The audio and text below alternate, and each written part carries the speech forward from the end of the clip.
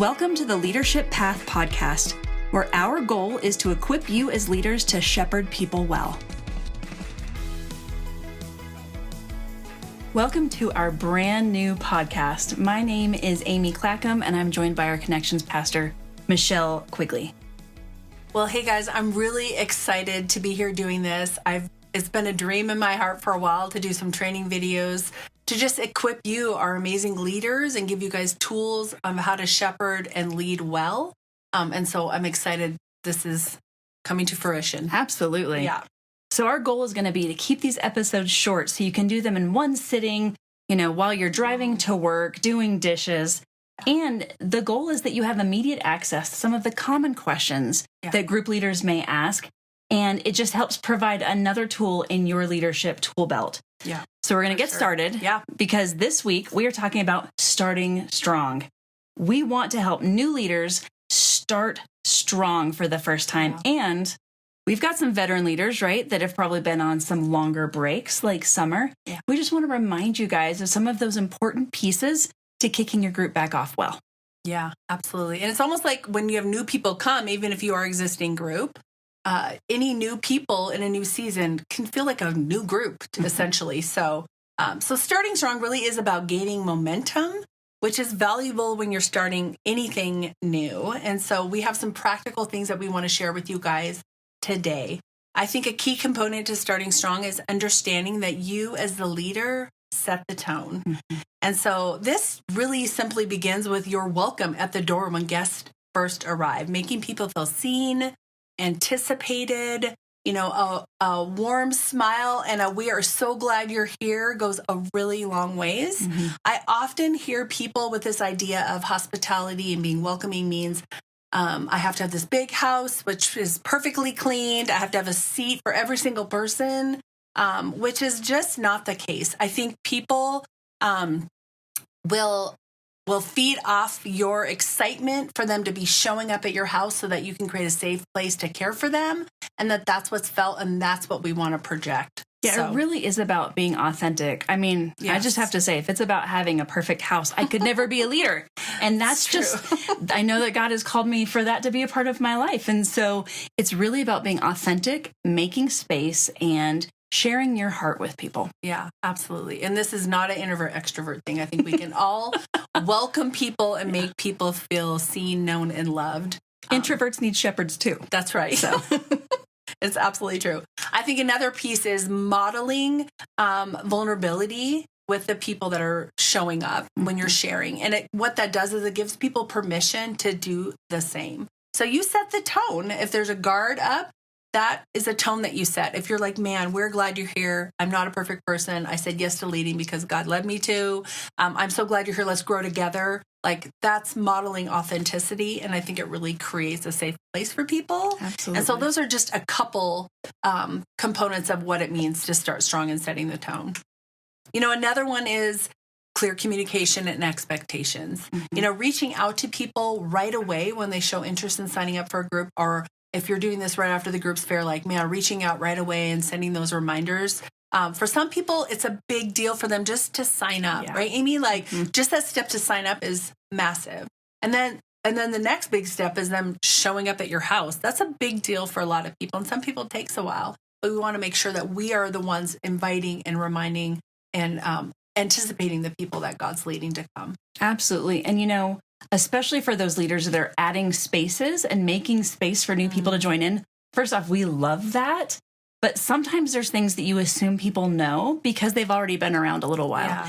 And so being painfully clear on communication of time, location, meeting details, sending the same information to everyone makes a huge difference to just people walking in feeling equipped or people walking in feeling unsure about what they're walking into. And even a reminder a couple of days out of just, "I cannot wait to see you on Wednesday." I mean, I feel like that goes a really long way to caring for people. Yeah.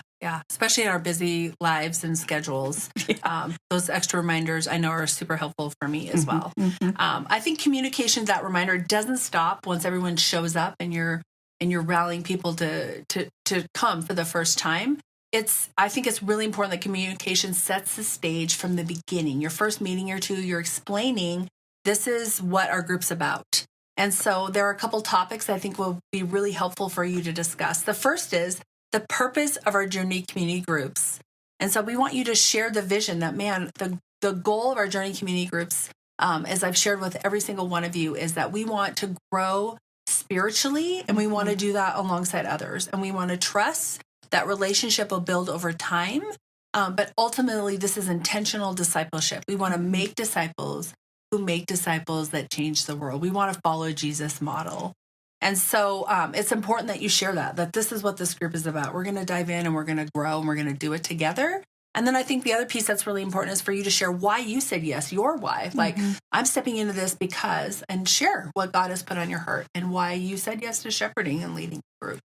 Yeah, exactly. And I think another really important thing to bring up is privacy and protection. Because people might be taking that big step and they're concerned about what happens with this information if I'm vulnerable and I share in group. And so stating clearly that discussions that happen in group, they stay in group.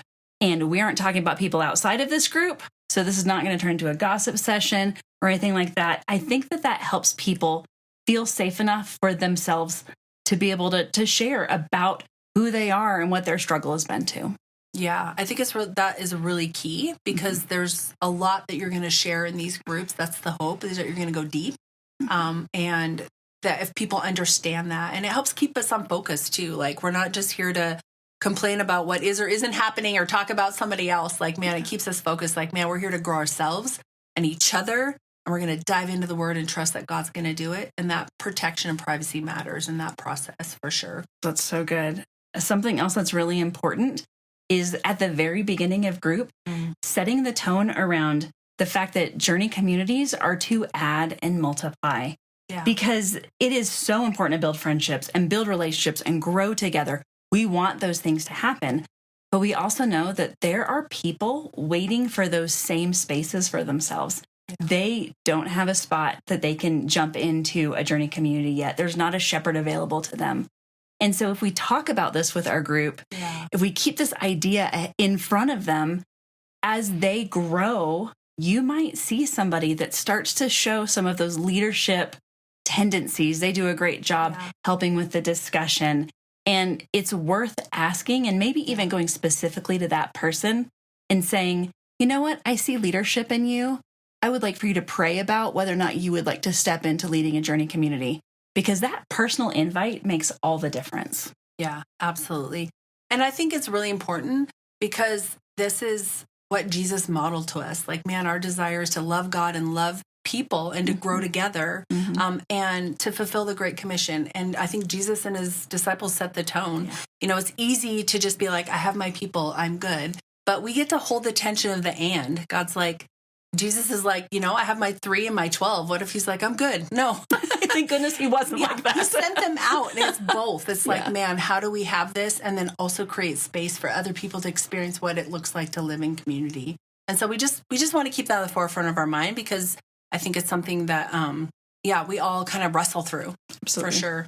So, and which leads to the next point of multiplying, which I think this next point will help in that, clarifying from the start that this is not my group, but this is our group. And so again, sharing the load of responsibility and letting people know that this is the ultimate goal and the desire from the beginning is really helpful. You know, not everyone has a home that's conducive to hosting, but there's so many other responsibilities. There's hosting, there's leading the facilitation in the group and being the primary shepherd. There's preparing food if you have food and asking people to participate. A little key side thing, if you ask people to bring something, likely they will show up the next time because they have a responsibility to hold. Communicating out, outings that you plan, even when you take prayer requests at the end, having someone take turns to write those down and text them to the group so you can be praying and checking in. Really that ownership starts by us communicating that we want everyone to be a part of it. And it gives others just chance, just to grow in their leadership, which eventually maybe the goal is that you see leadership in someone else and you say, hey, could you lead the group this next time? And that is even more opportunity for them to step in what that looks like down the road when they're ready to start a group themselves. Absolutely. And, that feeds directly into this idea of just attendance expectations. Yes. Because as a leader, you've decided how often your group is meeting. So is it once weekly, it's bi-weekly, whatever that is, it's something that you have made space for. And yes, we know that things happen. Kids get sick. Yes. You have to take a trip. But in general, this is space that has been saved and you're showing up well. And it's important to let everybody else know. The goal is for you to be here as well. And so having them bring food helps. But it's not a guilt trip. It's not I need you to be here or why haven't you come this time? It's more this idea of building a relationship. You can't build a relationship seeing somebody one time a month. No. And it's not, we're mad that you didn't come, but it's more, man, group is so much better when you're there. Yeah. And it's really meaningful, the things that you share. We're a better group with you in it. Yeah. So we miss you. Yes. Please make that effort to come next week. Yeah. And I think as long as expectations are clear on the front end, it's really not as hard of a conversation if you have to have that later on. Yeah, I agree. That's really good, Amy. And so the last point we'll touch on is just starting strong incorporates modeling. So what does that mean? I think one way that we could practically do that is by ending the evening with you sharing your faith story. Mm-hmm. Again, you're setting the tone. You're modeling to them what you want it to look like. Mm-hmm. You're being open and vulnerable and honest, which then helps build and create community, and that takes intention. Mm-hmm. And so I would end the evening with that, and then I would send them off with homework. I would send them off saying, guess what? Why don't you go home and prepare? You have 5 to 10 minutes to just share your faith story and what got you to where you are today, and letting them know the value of this. Like, this is how we build community. We're intentional. We're honest. We share our stories so that other people connect with those similar stories and that we can grow alongside one another. And we want to start that way before we jump into a study. I think it also gives us an idea of where people are at. Mm-hmm. Some people might be new to their faith and you wouldn't know that until they shared their story in the last year or two. Some people might not have faith. That's a whole nother conversation. And some people might have walked with Jesus for a really long time. And so I think that matters in how we minister to people. And I would think it would matter to you as a group leader of how to facilitate, pick studies, just kind of how you proceed going forward. Exactly. The Bible says the shepherd knows their sheep. And so it's that same idea of to minister well, we have to really know the people that we're with. Yeah. Yeah. And to give yourself grace, that's going to take time. But if we start with sharing our stories, I think it really fast tracks the whole process for sure. So a quick recap on what we covered today. Starting strong means setting the tone, communicating clearly your expectations, sharing the purpose of our community groups, stressing the importance of privacy and protection. Mm-hmm. The goal is to grow together, having an our group, not my group mentality, and last, modeling by going first and sharing your faith story. Thank you so much for listening and for joining us for our first ever podcast. That's right. Feels like a big deal. We're really glad you're here. As always, please reach out with any questions that you might have or just to have deeper discussion about what we've talked about today. You can reach us by reaching Michelle directly at michelle.quigley@journeybozeman.com or emailing info@journeybozeman.com. Both of those will make their way to us and we'll make sure to get back in touch with you. Next week, we'll be back with part 1 of the 4 things that shepherding leaders do here at Journey Church. Thanks so much. Yeah, thanks.